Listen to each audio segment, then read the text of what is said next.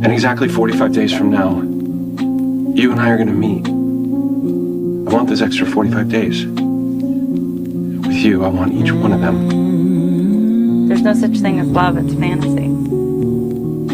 Well, I think you're wrong. Okay, well, what is it that I'm missing then? Sa nagdaang taong mas nakilala ang sarili. Yung mga maling tanong sa isip pagkalaban ng sarili. Di pwedeng sige ng sige, pag-isipan mong mabuti. Di porket may inalok ang intensyon na ay mabuti. Matutong kumilatis ng sa liwanag di masilaw. Lalo sa liwanag ng patay sindi na ilaw. Kung gusto mo mas malinaw, hindi yun usapang ilaw. Mabait lang mga tao pag binigyan mo ng bugaw. Nagtutumpok ang ulo, gustong makiusyoso, gustong makipitas sa bunga. Pinalagubo, mga balat sibuyas. Kapag nasasabihan, hahanap ng mali sa'yo tapos magkakampihan. Mga pakunwariyang madalas mong makikita. Ikaw ang may kasalanan sa ilalabas na balita. Sa ganun mo makikita kung sinong tunay at peke. Sa umihip na mga lobo, ilan lang magkakapeke. Isa ko sa mga patunay sa nag-usbungang batang madalas pakisamahan, depende sa pakinabang. Kaya ngayon handa nang harapin ng mga hamon. Ibaon na lang sa limot yung walang kwentang kahapon. Ilagay lagi sa puso lahat ng ginagawa. Ibigay 100 tapos samahan ng tiyaga. Sa dibdib baka walang daga.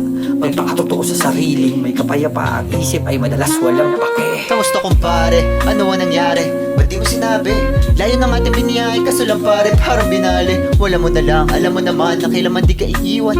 Magkadikit tayo palagi na para si Bito, ako si Biwan. Yun nga lang, bakit ganun? Nagbago na lang ihip ng panahon. Sa kada bagsak ko sobrang saya mo, kulang na lang ikaw ay magtatatalon. Ang aking tanong sa mga panahon, aksidente akong nahulog sa balon. Tinitigan mo ko, nakangiti dinuraan at binato mo pa na sabon. Pero ngayon nakabangon sa tulong ng Diyos, di pwede may malas. Sa kwento ni Eva Tadan, napili mo pagganang pa na yung ahas. Sa punong may bunga mansanas, pinitas ko at ginawa kong papalakas. Biglang lumabas, makabagong adna na hindi uubra mga mapangahas. Kaya sige, pagbibigyan kita, lika pumasok ka kahit hindi kita naimbita. Umupo, hahainan, nguyain ang maigihan, lunukin ang mabahiran, kinitil ka ng gamit ang kabaitan. Kaya mag-ingat sa mga bait-baitan, nagtamis ng salita, laman loob ay papaitan. Panggap na kaibigan, di tanggap ang kamalian, puno ng kaingitan, tapos nakangiti sa iyong kabiguan. Kaya wag pairali ng iyong dugas, pinakita ay buo pero naghanap pa ng butas. Amoy pa rin kita kahit ilang beses maghugas, dahil ultimo ang Diyos naging kaibigan si Judas. Sinigay ko ng lahat, nagawa mo pang mandugos. Pag gumawa ng panlabas, madalas na madula si Judas. Wala na rin yung lunas, kahit pa na magpunas, di mo pa rin kayang itago ang pagiging Judas. Sino bang nakaisip ng ganito? Sino?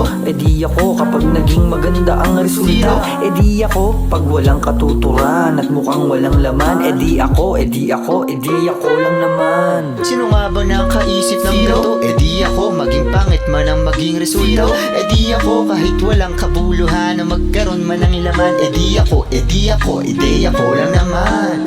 Sino pa ba? E di ako, sino pa ba? E di ako, sino pa ba? E di ako, sino Masyado ka pa ba? naman atang mabait, pare. Gago, hindi pare, masama din ako. Panay ang lapit mo na naman. Ano bang kailangan mo? Di ba pwede nangangamusta lang tol? May kailangan agad? Sip-sip tae, malabanan ka din eh. Paano mo naman nasabi tol?